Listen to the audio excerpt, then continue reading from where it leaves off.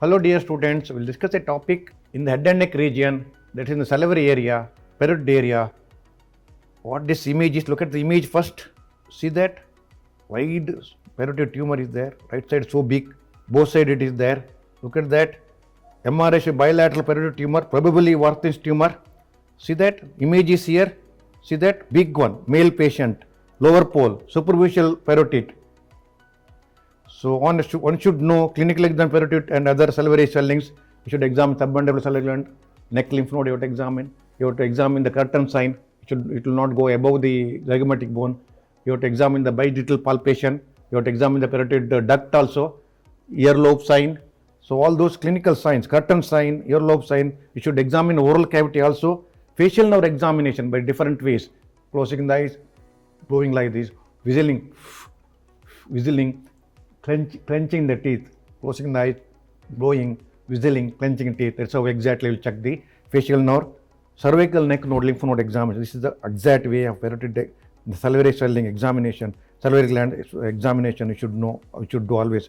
So superficial lobe, lower pole, bilateral, elderly male, smoker. This is the Warthin's tumor. It's a benign tumor. It's a misnomer. It is a cystadenopapulomatous. There is a lymphatic infiltration. It's very common. Double-layered columnar epithelium is the histological content. Technetium scan is a diagnostic. It will show the hot spots. Hot spots in technetium scan is diagnostic for Warthin's tumor.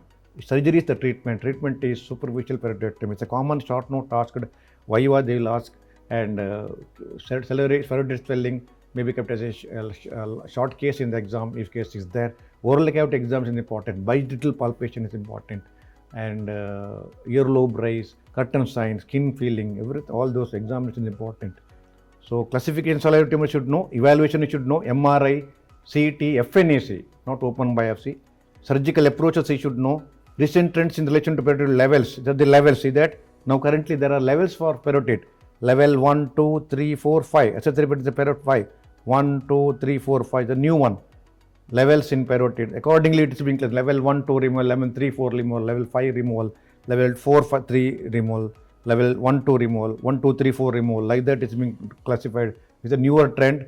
This you should remember. Current trend. Superficial parotidectomy, total conservative parotidectomy, radical parotidectomy, you remove facial nerve, everything. The malignancy it is. Remember, mucoepidermal carcinoma is the commonest parotid malignant tumor. Pleomorphic adenoma is the commonest benign tumor, 80% pleomorphic adenoma. And Warthin tumor in males, it is only benign, it is a misnomer.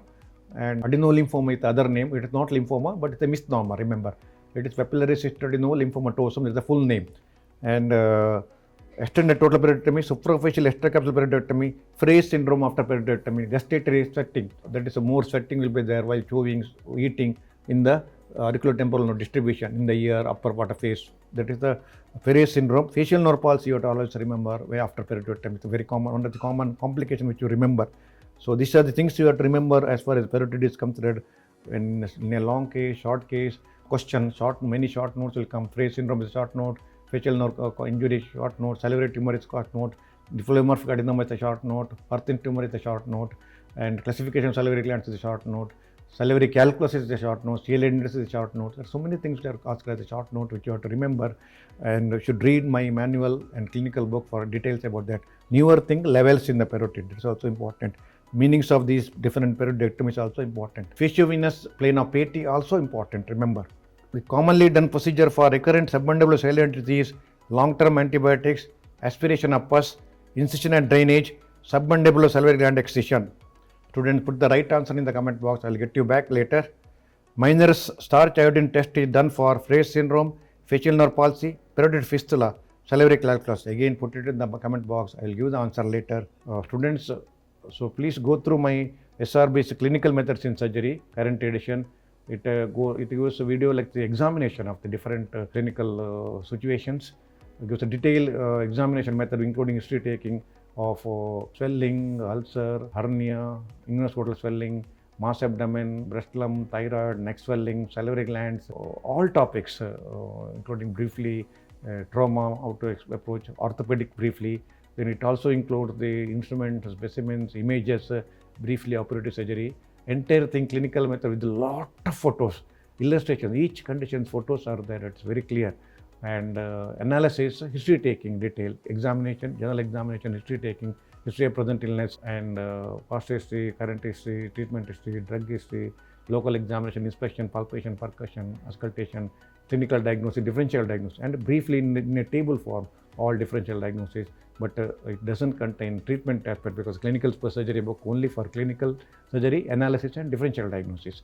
So treatment should be checked in detail. Principles of treatment should be checked in the manual, my SRB manual of surgery. So this is basically clinical book with the videos of each examination, with all illustrations, principles, different methods, different techniques, science. My service manual of surgery current edition gives a CBM syllabus, entirely covers all topics: general surgery, endocrine surgery, thyroid, breast, GI surgery, urology, cardiothoracic, neurosurgery, then other topics: arteries, disease, veins, its principles, methods, clinical methods, treatment, complications, approaches, with the quotations in the each page. It covers entire thing, including treatment principles, brief operative procedure also, not in detail.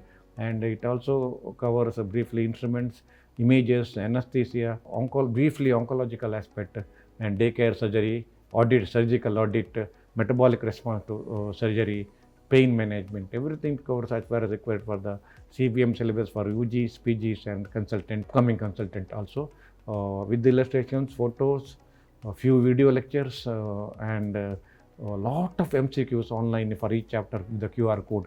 Lot of MCQs for each topic, so each chapter it is there. Covers everything for UGs, PGs, CBM, MCQs, NEET exam, whatever required thing. Please go through it. Very, very useful book.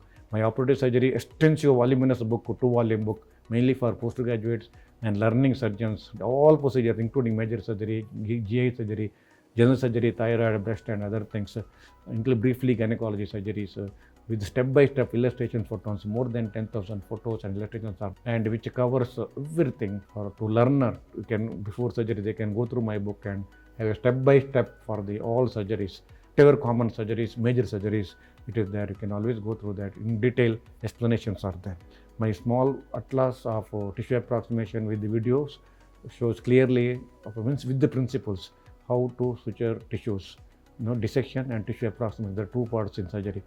Dissection is a principle, essential. After this surgery, you have to approximate tissues, deeper layer, skin, softer tissues, everything, bowel, GI, everything. So this principle of tissue approximation clearly given in this book with the videos of it, including laparoscopic tissue approximation. So you can always purchase that and go through that. Very, very useful thing for to develop the skin, which is essential for all surgeons. Students, I also request all of you subscribe my website, both in YouTube, Instagram, and so on. My DigiNow lectures to the JP publisher covers around 220 lectures in detail as far as CBME syllabus, from general surgery to specialty, urology, clinical examination, cardiothoracic, neurosurgery, all topics, GI, rectum, anal canal, colon, esophagus, liver, pancreas, breast, thyroid, neck, salivary gland, general surgery, artery, vein, everything in detail, all topics, theoretical aspect, surgical principle, operative surgeries, the examination, clinical examination videos also. It covers 220 lectures, covers everything. 1 year purchase you can do.